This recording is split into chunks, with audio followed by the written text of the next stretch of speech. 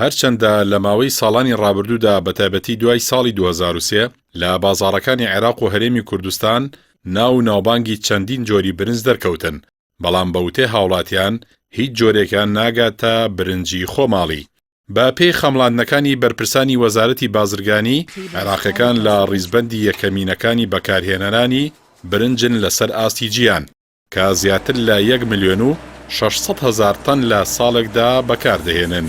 ئەمە لە کاتێکدا عێراق یەک لەسەر چواری ئەو بڕە لە ناوخۆیدا دابین دەکات، ئەوەی دیکەشی دەمێنێتەوە لە چەند وڵاتێکەوە هاوردەی دەکات. پارێزگاکانی نەجەف، واسط، قادسیە، زیقار و میسان زۆرترین بەرهەمی چەڵتووکیان لێ بەرهەم دەهێنرێت.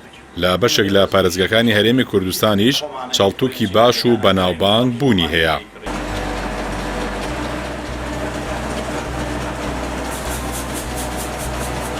برنجی عەمبەری عێراقی لە لای هاوڵاتیان بە چەندین جۆر و بۆژە مەجیاوازەکان بەکاردەهێنرێت، وەکو نانی ئێوارە یان نانی نیوەڕۆ یان لای هەندێک تەنانەت بۆژەمی بەیانیانیش لە ڕێگەی شۆربای بەناوبانگەوە کە لە عێراقدا بە سوپی برنج ناسراوە.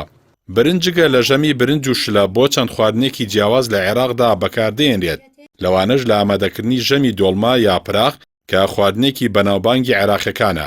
هەروەها دروستکردنی کوبە لە شارەکانی مووسڵ و نەجەف یەکێکە لە خواردنە بەناوبانگەکان لە عێراقدا.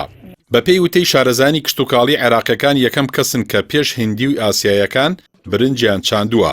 هەندێک لە توێژەران پیان وایە وشەی برنج ڕەهەندی مێژووی هەیە و لە بنەڕەتدا دەگەڕێتەوە بۆ سەردەمی سۆمەریەکان لە عێراقدا. لە هەرێمی کوردستانیش لە چەند ناوچەیەکی جیاواز برنج دەچێنرێت.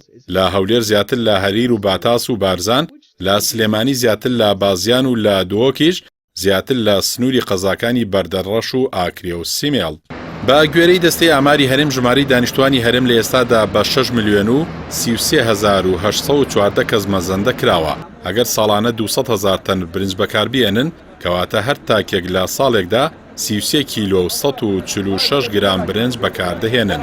بە پێی ئەم دابەشکاریە هاوڵاتیەکی هەرێمی کوردستان ساڵانە بە ڕێژەی 200% زیاتر لە هەر هاوڵاتێکی ئەمریکی برنج بەکاردەهێنێت، کە هاوڵاتێکی ئەمریکی 11 کیلۆگرام بەکاردەهێنێت.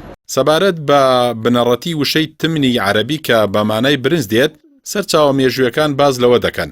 لە سەدەی 20 و ڕۆژانی جەنگی جیهانی یەکەمدا بەرپرسانی شاری بەسڕەی باشووری عێراق ڕەتیان کردەوە برنج بە هێزەکانی سوپای داگیرکەری بەریتانی بدەن. دواتر مارشاڵی بەریتانی داوای لا وەزارەتی بەرگری وڵاتەکەی کرد برنجی پێویستی بۆ دامین بکات. دواتر جۆرێکی برنج هاوردە کرا کە ناوی تێن مین بووە، واتە دەپیاو. بەڵام کرێکارە عێراقیەکان کە برنجەکەیان داگرتووە وا تێگەیشتون کە پێی دەڵێن تیمن بە مانای برنج دێت. ئیتر ئەو ناوە بەسەر برنجدا بڕاوەتەوە. هەر بۆیە تەنها لە عێراقدا بە برنج دەوترێت تمن، لە وڵاتانی دیکەی بیانی و عەرەبی ڕۆزی پێدەوترێت.